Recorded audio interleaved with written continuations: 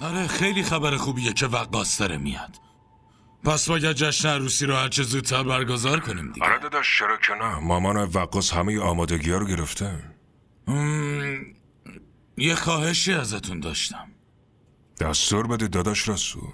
آیا ممکنه که مسئله یقدشون رو، منظورم اینه که خودتون میفهمید که میخوام راجع به چی حرف بزنم.